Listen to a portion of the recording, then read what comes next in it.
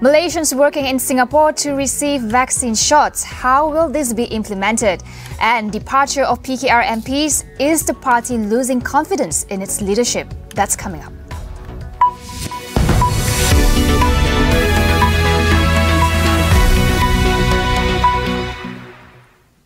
Malaysia will proceed with the purchase of AstraZeneca COVID-19 vaccines as there has been no evidence that the vaccine causes blood clots.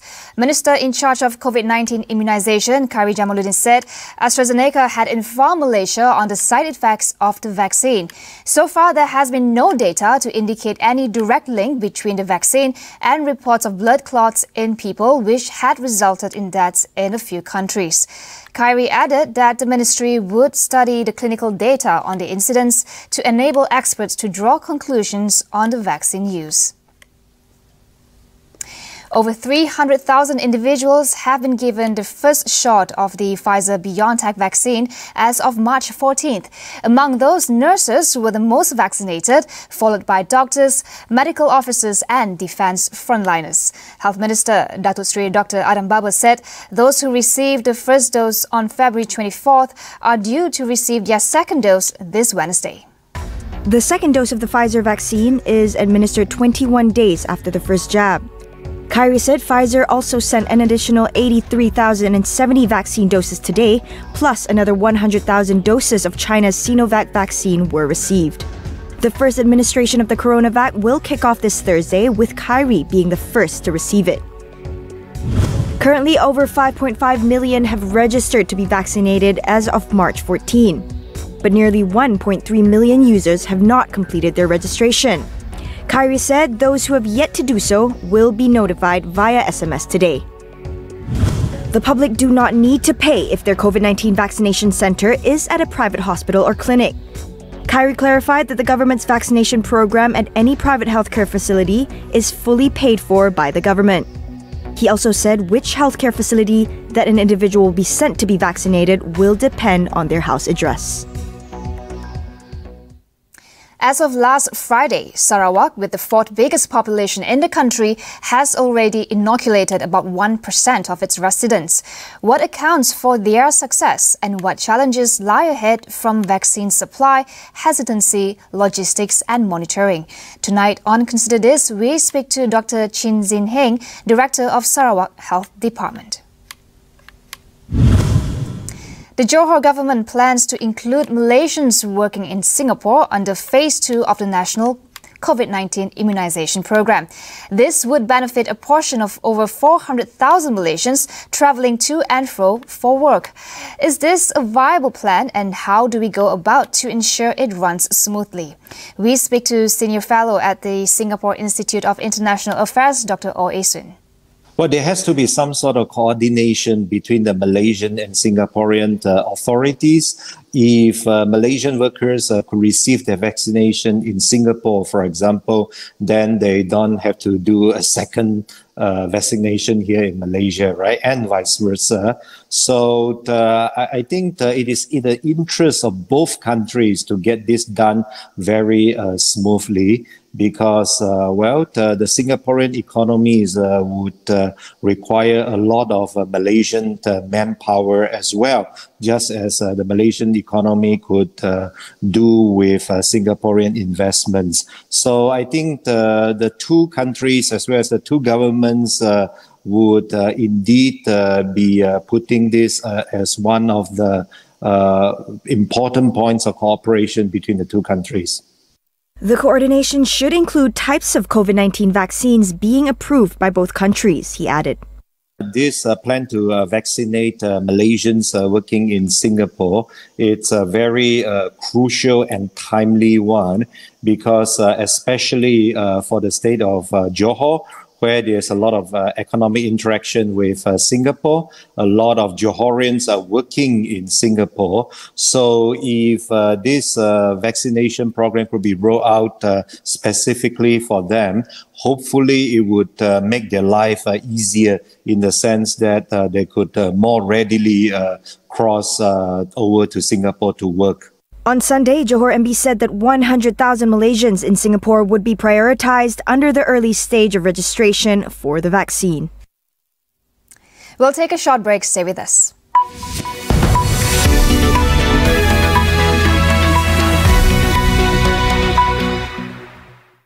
Mampukah rangkaian anda memperkasa organisasi anda bertindak dalam masa nyata? Dengan rangkaian berprogram Maxis, penuhi permintaan perniagaan dengan naik taraf jalur lebar dan kurangkan amanah di tangan kita. Adat, budaya dan semangat menjadi kesinambungan perpaduan tanah air yang tercinta. Berteraskan adab yang terpahat di jiwa dan raga.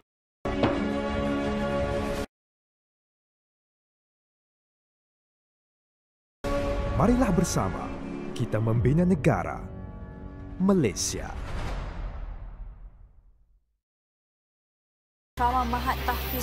Bila sentuh soal berita, tiada masa untuk tunggu. Kepada anda kami bawakan fakta, susulan dan kupasan yang terkini. Tiada drama dan tiada pengulangan. Usah tunggu lama-lama. AWANI 7.45 lebih awal dari biasa. Kini berwajah baru. Ini pula susulan khas pesawat Back Air di Kazakhstan. Pesawat berkenaan dilaporkan tergelincir 2 kali.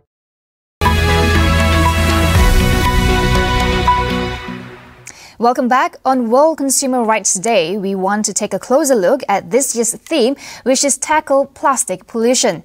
Consumers no doubt have a critical role in shaping the marketplace.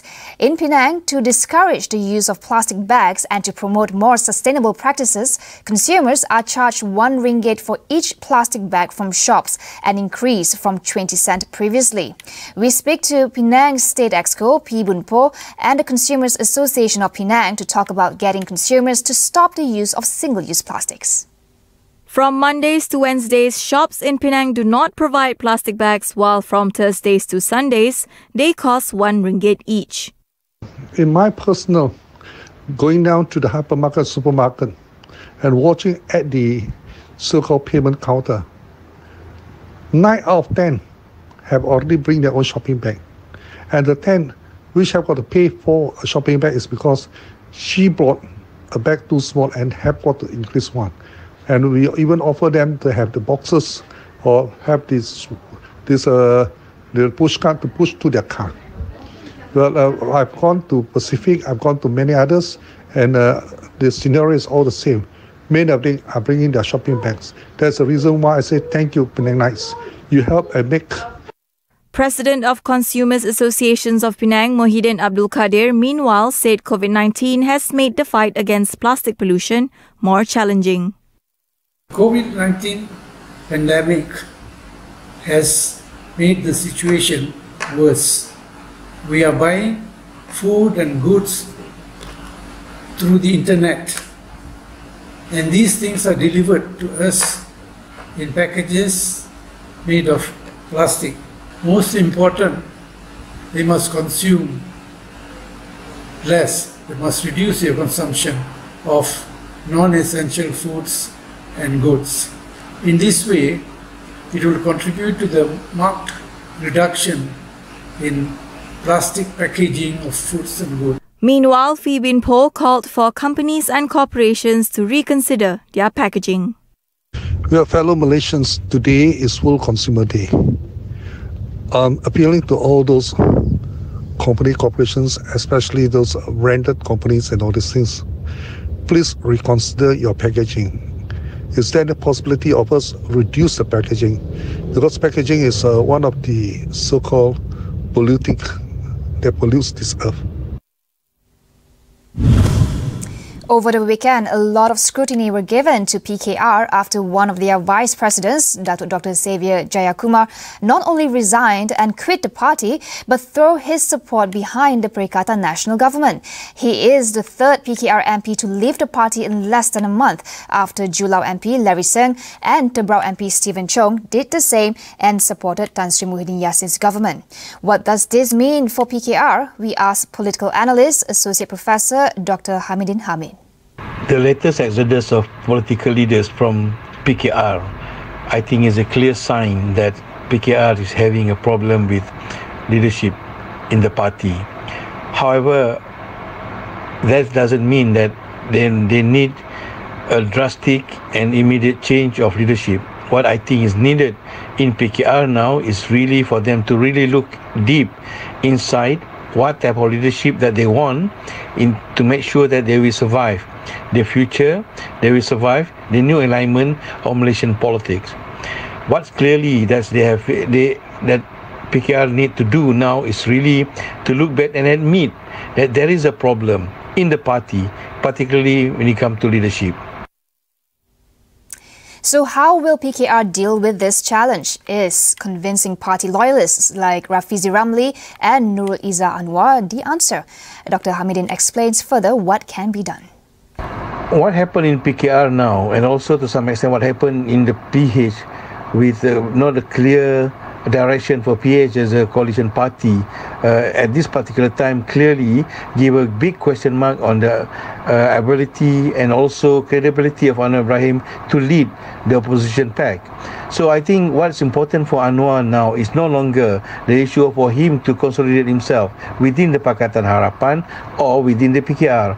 I think Anwar must show his true colour of leadership by providing space for bringing up a new and energetic leaders to lead PKR, and for him to really slowly handing over the leadership of PKR to the younger generation. I think this is the first thing that Anwar have to do, and then I think to really give a chance for PKR to breathe a different life outside Anwar Ibrahim. With all the happenings in PKR, to what extent will it impact the Pakatan Harapan coalition? I think what happened in PKR obviously having an impact on PH and large. And definitely for PH now is a very crucial time for them to really sit and admit there is a problem of leadership, and for them to move forward to make sure that they have a new line of leadership.